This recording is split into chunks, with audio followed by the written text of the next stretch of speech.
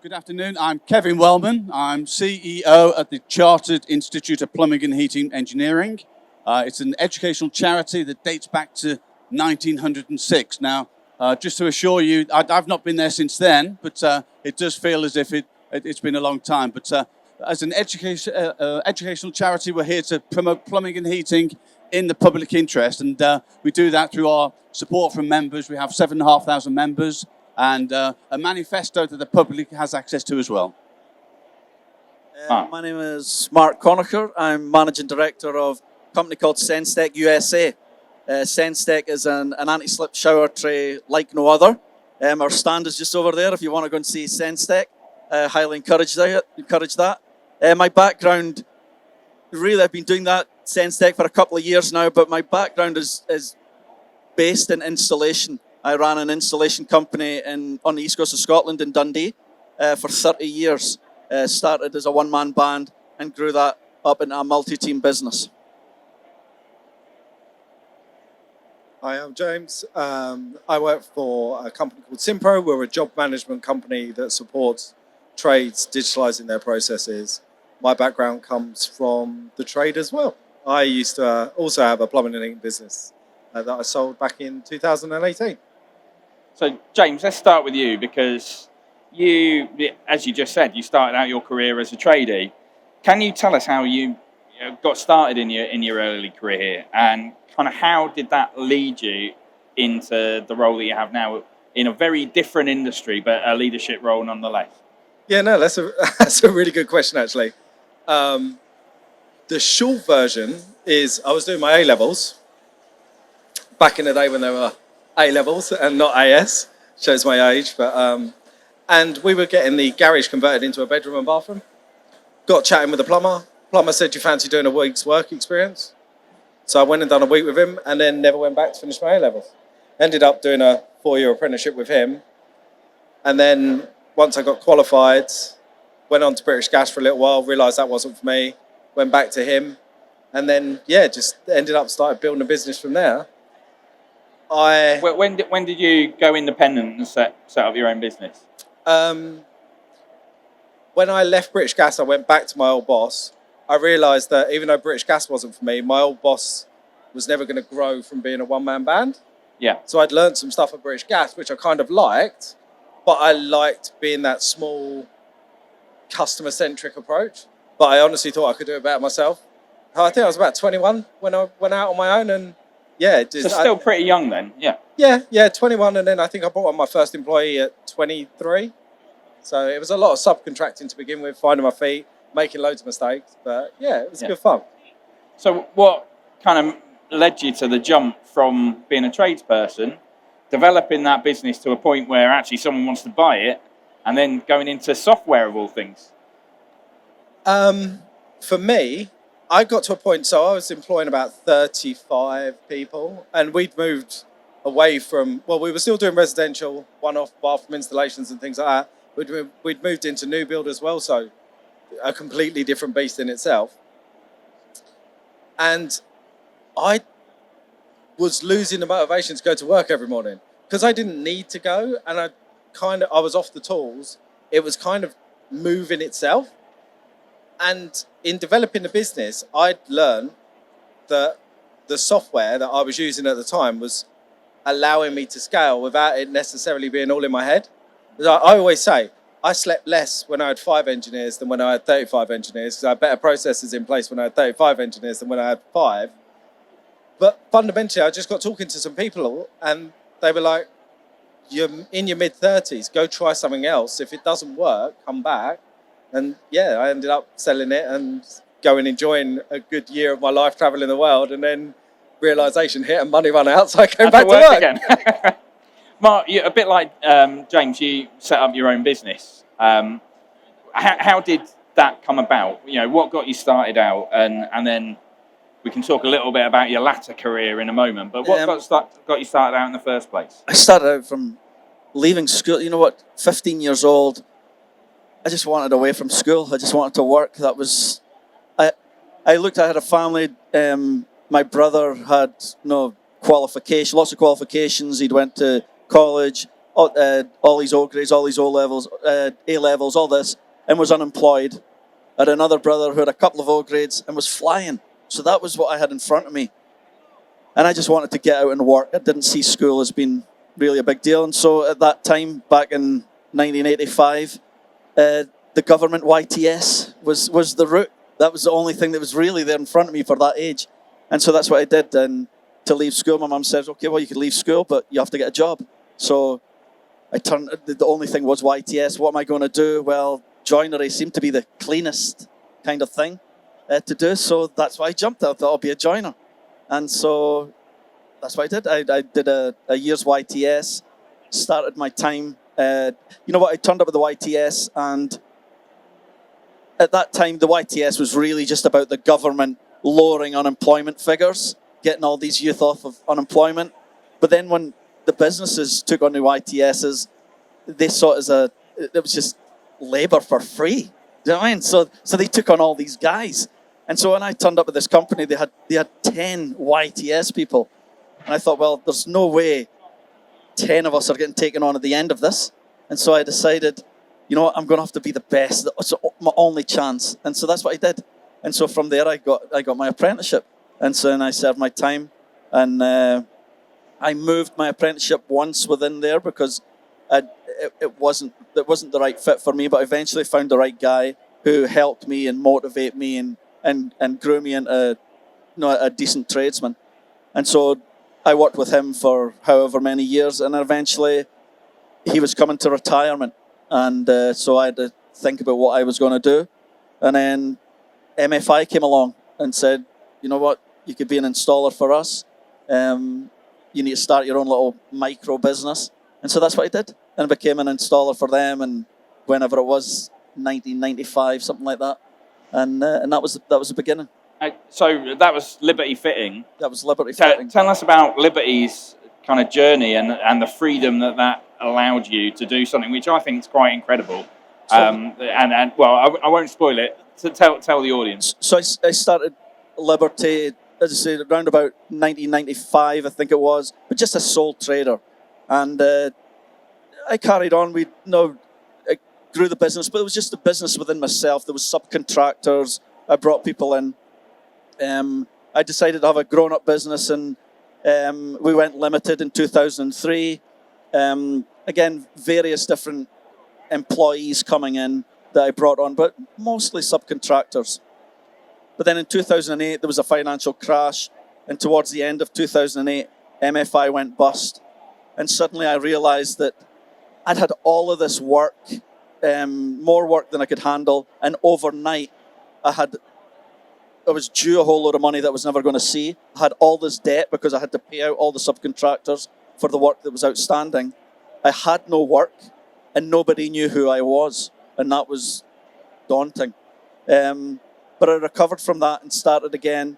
But I learned that not to put all my eggs in one basket and to try and diversify in how I got my work. And I did that, and the company started, it recovered from it. But I obviously learned something because it ends up the conversations actually only started about a year later. That I wanted something, and I started having these discussions with my wife about we need to do something different. What can we do? And emigrating to a different country came up into the conversation, as it does. And so I decided to emigrate to Vancouver in Canada. And so when I made that decision, it was all going to be great. Everybody's, no, let's do this. But I had this nagging thing in the back of my mind that there was so many people made a lot of money off of what I did, of installing kitchens and bathrooms. And that really didn't sit well with me. So I made the decision to bring in a director to run the day-to-day and the installations. And I would go to Canada, and I don't know what I was going to do. I just decided, we'll wait and see. I'll maybe consult to my own company. But because I split it, it allowed me to concentrate on the business side of things. And I started learning about business, and I started learning about marketing. And that then allowed me to grow the company in Dundee. So for, 14 years, I ran this company, ended up lots of awards and everyone won for the work that we were doing. But I ran that company in Dundee from Vancouver for about 14 years. So business coaches quite often talk about stepping out of a business and able to work on the business. You stepped out of it and then moved 10 time zones away. That's pretty incredible. Kevin, coming to you, from your perspective as a professional institute, we've heard a couple of amazing progression stories there. What are the things which professionals need, from your view as a professional institute, to carry on progressing? Yeah, last year I actually carried out a lecture, and the title was "Who Needs University When Apprenticeships Are Better?" And that to me speaks volumes, because if you can get a formal and a recognised apprenticeship under your belt, that really does set you apart and gives you lots of opportunities. But from my own personal point of view, I'm proud to be a qualified plumber. I was offered 2 apprenticeships in plumbing as a youngster, so my first decision in life was to decide which apprenticeship to opt for.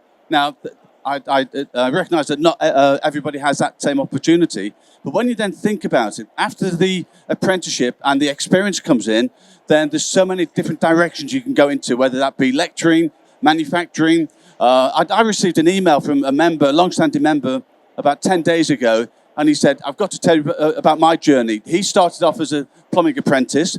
Then he was fortunate enough to be taken on by a design consultancy company, and he spent the rest of his career doing design consultancy services. Now, that's another example where people can go into that sort of arena. So the opportunities are enormous for those people who want to take that chance, but are really keen to have that hunger to learn from an education point of view. Throwing a kind of question out to all the panelists, really. What are the kind of continuous learning and kind of upskilling that you embraced when you were in the trades? And kind of how do you think the best way to approach it is for someone they're earning a living primarily, and the day job's got to be the priority? But how do they also embrace upskilling? Yeah, it's quite difficult to do your day job and to learn. And I think it just comes down to the individual as to how far they want to go. That on-the-job training that apprentices get. I mean, when you're an apprentice, you go away to the college or whatever. And, I just really found that a waste of time. I learned so much more when I was with my mentor, with my journeyman, and that was really important.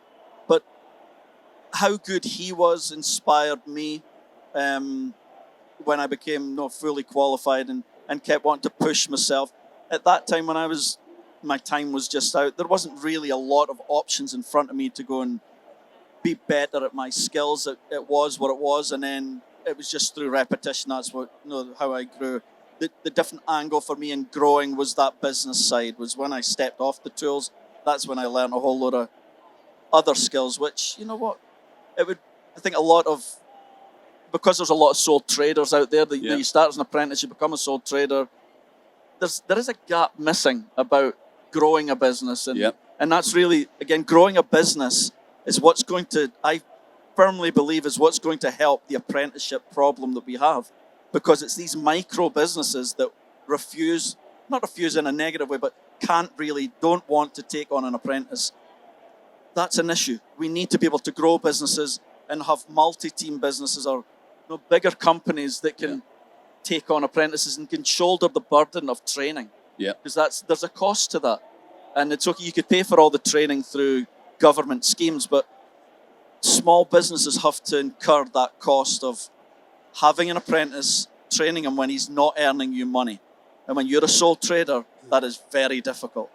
And and it's a bit of a vicious cycle, isn't it? Because the busier you are, because the fewer installation businesses are, the less opportunity there is to provide that oversight and that mentorship. We need to grow. There's a facility to grow businesses bigger to help shoulder that burden. Comes from maybe teaching business skills somewhere in there to sole traders, because they're stuck where they are. They know what they know. Yeah. I'm going to bring us back to the theme of how best to kind of get into learning. Kevin, I've got some thoughts on that as well, and I will come back to the business thing, much to your horror. But essentially, until you get that the appetite, the hunger to actually train and be greater educated, it's going to be so difficult. We have so many opportunities here. You look around today, the buzz of excitement for everybody visiting the stands and learning more about products. That's all part of CPD that we certainly want to encourage. I want to take that a step further and have mandated CPD so that it's a level playing field for everybody. Now, the other thing that Mark quite rightly said is that when we talk about training and apprenticeships for sole traders, micro SMEs, the industry is probably comprised of 70, maybe 75% micro SMEs. We need to provide more support and help for them. And during my many discussions today, what we've been saying is manufacturers could help by the levy that they actually put towards the apprenticeship levy. If that could go into a skills pot for the plumbing industry, then we could be saying, let's start to use that for the micro SMEs, because the way the apprenticeship levy works at the moment is for the large turnover companies to benefit from. Micro SMEs don't have a look in, and that's where we think that if that money is still utilised, but utilised for the betterment of the plumbing and heating sector, that won't be costing the government anything, and that will be proposals that I'd love to get your support here today for that as well, because that's something which is really possible that we could take as a call to action from this particular show.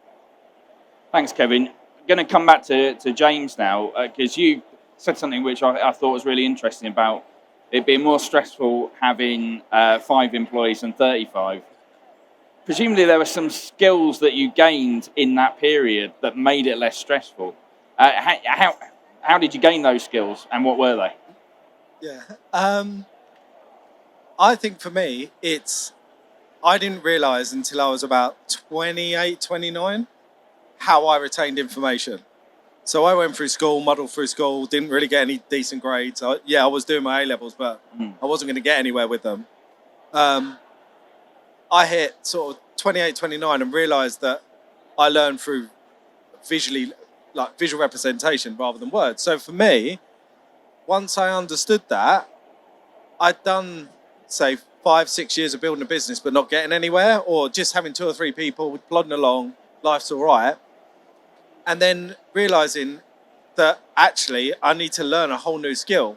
To your point, you go from being a very good tradesperson to a pretty rubbish business owner because you spent such a long period of time being a really good tradesperson.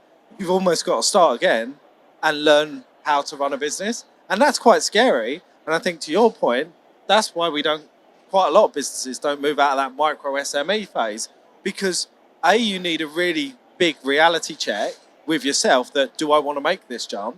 But also B, you've got to be prepared to learn a whole new skill and step away from the skill that you're really good at. I think we talked a lot about gaining new skills, but I want to ask you about your destination role and how actually your old skills come in useful in the role that you have now. So, does your time as a tradie help you in your current role within a software company? Absolutely. I mean, I look after partnerships in the UK for SimPRO Group, so that's SimPRO and Big Change. Most of my work, we were just saying offline, weren't we? It's behind the scenes, you don't see it. But it's effectively glorified relationship building. You learn that from being a tradesperson. You go around to a customer's house, you're giving them a quote for a bathroom. You learn how to relate to someone. You can engage with someone within the first couple of seconds, get their personality, and it just becomes a muscle memory that you don't realise you're doing it. So when you go through, if you were to join a larger software company, you'd go through all sorts of different types of training. One of them's like persona training, so you understand different types of persona, but it's a natural thing that you have as a trade person because you can talk to anyone. So for me, there's all those soft skills that you learn as a tradesman that you don't even think as skills because you're currently fitting a bathroom. But being able to tell that customer, sorry, the bath's not going to work tonight because I'm missing a part, you'll be all right tonight, like it'll be okay in the morning, and softening that expectation to the customer. They're all soft skills that will help you outside if you decided to transition out. Mark, you've made a further jump, haven't you, from kind of running a business 10 time zones away into doing something a little closer to home, but very different. Yes. Tell us what that final jump has been, and then the same question to you. How does your time in the trade help you do what you're doing now? So yeah, I came to a point within my company that I needed something different. With everybody that I had within that company, the installation company, I felt I'd gone as far as I could go without really changing. Something dramatic had to change, and everybody was happy. And so I felt my hunger was actually the problem, and I needed to step away from the company and find something different, because, as I said, these guys were all working, they all had jobs. Because I was hungry, I didn't want to disrupt any of that. So I decided to step away, and a gentleman in the industry from Classic Marble, managing director of Classic Marble, who I've known for a long time, Christopher Hackett, found out what I'd done and approached me and asked me if I would be interested in spearheading the product SenseTech into the United States. And why did Christopher come to me?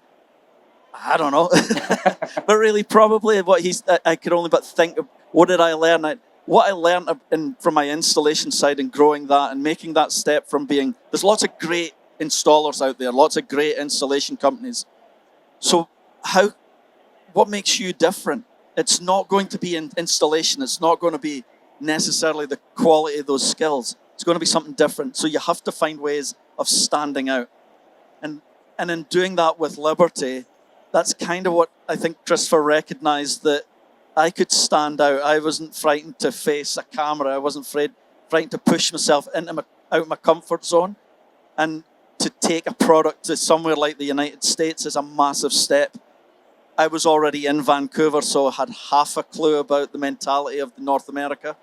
And so that's what we did. We took that over there. And I also think what I bring to the table is a huge knowledge of installers and installation and how the impact they can have with customers. I know there's another surveys been done about how much installers impact what a customer buys, and there's nothing truer than that survey.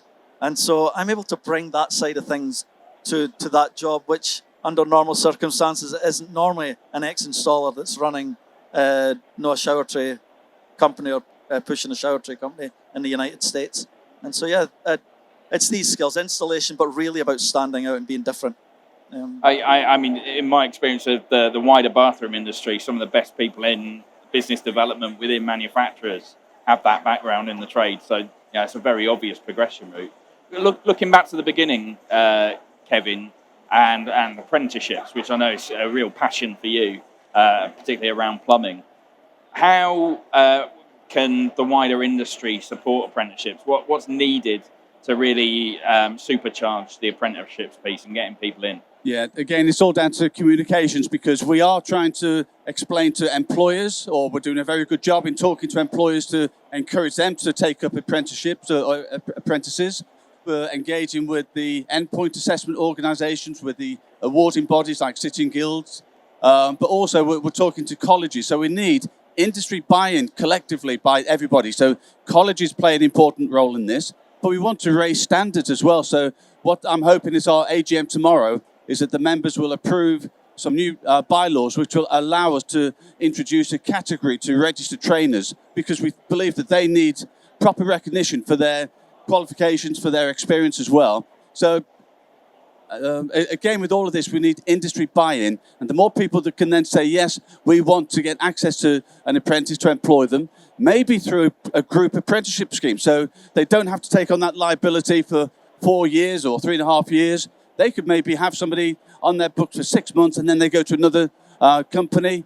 If that's also sponsored through manufacturers, there's a supporting role by everybody to really make apprenticeships happen. But the other key thing with the level 3 apprenticeship that we are developing, I want to bring the word engineer back into apprenticeship. So it will be a plumbing engineer apprenticeship, because we all need to help to raise and elevate the status of plumbing. And then if we deem it to be a proper engineering discipline, then that should help the industry for the future.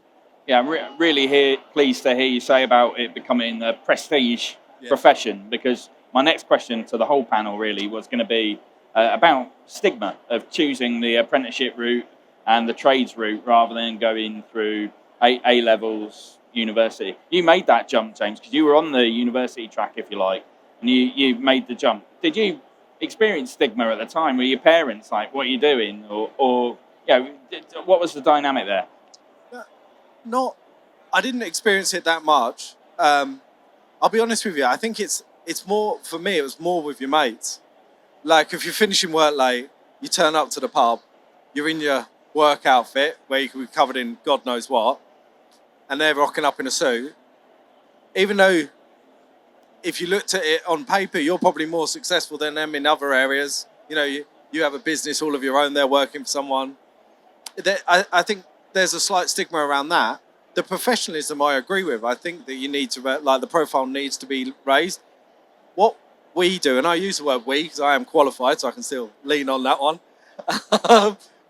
What we do is a very hard skill. It's also split between different verticals. You've got residential, commercial. You know, you could go into a new build element of it. It's very multifaceted. So actually, we should be promoting and celebrating those apprentices that come through the program. Yeah, I mean, Mark, you've written a lot about this, haven't you? And you're on BICB's strategic advisory board to try and break down stigma and so on. Are we really still in a situation where, you know, there is a kind of social stigma attached? I think we are. I think there is an element of, you know what, back in my day it was, you better sticking at school or you'll end up on a building site. And that's hard. That's a hard one to break down. We need to trying to get those positive conversations around the dinner table about apprenticeships. Okay, us sitting here speaking about apprenticeships, but we need to the mums and dads need to be talking about it as well. And but yeah, I think that stigma is there. Schools could do a lot more to help that side of things. Whether, you know what, I remember saying one time that everybody was hung up on this word degree, and whether maybe it's the wording. Maybe we need to change apprenticeships to a degree. Do you know what I mean? In joinery or whatever it is. Maybe it's just language that's causing that thing. I think it is still there until the building. All this goes right back to the beginning. Until the building blocks are right. Until it's positive at the beginning when we're at school. They've taken it. No, who does woodwork at school? Who does metalwork? No, my understanding is all that's just getting stripped away. And so I think if we could get the schools thinking correctly, then the conversation, and it becomes a more positive job to go towards. Yeah. It's not for everybody. No, university is not for everybody. And some people learn about your hands, your visual, that kind of thing. It's definitely, we need mentors out there as well to promote mentors, to get young people to recognise and latch on to, for sure. Kevin, CIPHE is very much leading the charge in terms of professionalisation. How's the sector kind of evolving around recognition, and what do individuals need to do to stand out? I think that a key thing is to certainly grow your knowledge through CPD, most definitely for that. I think it's a really good point, Mark, about learning support and mentoring. And so with the support from the Worship Company of Plumbers, we've actually launched a PPDS scheme, which is Plumbing Professionals Development Scheme. And the idea there is that we'll be providing membership support and mentoring support for 10 years for emerging talent. And so again, by getting industry to help and support and nurture that, we're bringing out the best talent in the UK, because quite often we can all get quite negative about the impact of poor plumbing. But to witness the great work that goes on at the skills competitions within the apprenticeship side of things as well, that's what we need to shout about an awful lot more. Thanks, Kevin. Just one final question to each of you to round up. If you were giving one piece of advice to your younger self at the start of your career, what would it be? We'll give Kevin time to think about it and start with James. Thanks for that one. It's going to sound really corny. You have two ears and one mouth. There's a reason. If I'd have listened more when I was younger, I'd have been further forward, or I would have got where I got to quicker. And I think also, just off that, it's surround yourself with people that are smarter than you in various different subjects. The more you can learn, the more you can absorb, the more you can work out where you want to go. That's a brilliant piece of advice. Thanks, James. A teenager, listen. That's a new one. I think... there speaks the father of a daughter. No, I think, you know what? Young people, I think they tend to look very short term. I think they need to learn to look a little bit further ahead. That if we said that by the time you're 35, you're going to have everything that you wanted to have through starting a trade, and you could have your own business by then, but that's really what needs to change. Is look longer term, and you know, don't be afraid to stand out in what you do. You'll learn a trade. You will be a joiner. You'll be an electrician. You'll be a plumber, and you'll be great at it. But so will a lot of other people. And so, how do you separate yourself from everybody else? You need to find ways of standing out, and that latches into it's not what you know, it's who you know. You are who you hang around with. All of these things are so important. I think I asked for one piece of advice, but we'll let you off, Mark. You got about half a dozen there. So embrace, listen, embrace kind of delayed gratification rather than instant gratification.